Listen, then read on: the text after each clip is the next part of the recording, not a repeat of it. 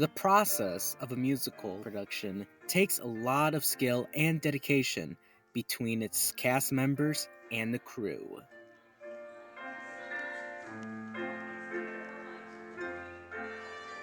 Such example of dedication can be seen in the Miss Trunchbull spelling test scene.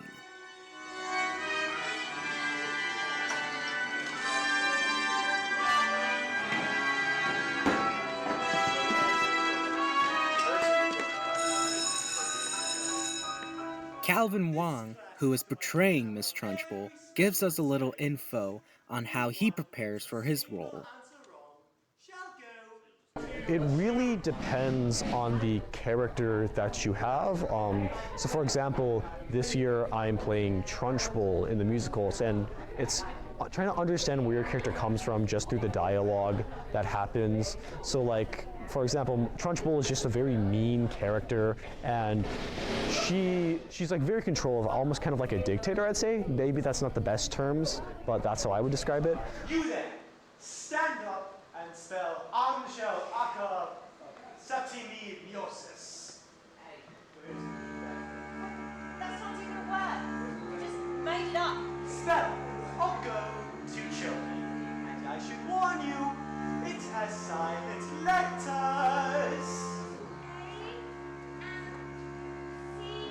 When I try to get into character, I try to channel, I guess, some of my anger I might have had for the day, or just have a little bit of that anger and get into the mindset of like maybe be a little controlling, and just thinking about what that would do and also how I would do it, and just, it's called a play for a reason, and then just play with that and just see how the character develops and forms through that.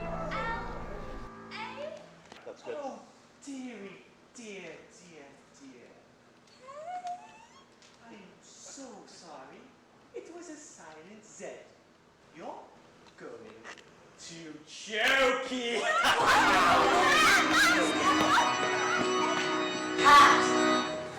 After the climax of the scene, all the classmates unanimously sprung into Revolting children living in revolting times. We sing revolting songs using revolting rhymes. To the revolting children, to our revolting sons, and we'll have Trunchbull molting. To further understand the meaning behind the musical number and how it connects to not just the spelling test scene, but the scene before it, I've interviewed some of the cast members to give their insight.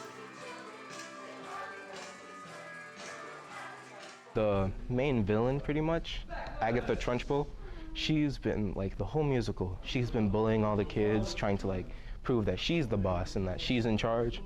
But at the musical number, it proves that the kids are stepping up, kicking Matilda Trunchbull out of the throne, proving that they actually have power over her and that they can speak for themselves, you know? Well, we usually just like start with Mr. Wolf, who is our director. He starts slowly teaching us the choreography, and we start doing it like without the music at first and with him in front. And once we start like learning it, we start doing it with the music and like with the tempo, and he starts like observing more rather than showing us what we're supposed to do. This scene was basically just telling Matilda that, you know, ever since Miss Honey's parents had died, you know, she's lived in an old shed, but, you know, she somehow made it for herself. She somehow made it her own place, and it was her house. Of course, dedication isn't just restricted to one scene, and with enough collaboration, a performance is worthwhile. Revolting children living in revolting times. We sing revolting songs using revolting rhymes. To the revolting children, to our revolting sons, and we'll have Trunchbull molting with revolting rhymes. I hope you guys come and see our first show on November 1st. It's going to be a blast, and I can't wait to see you guys all there.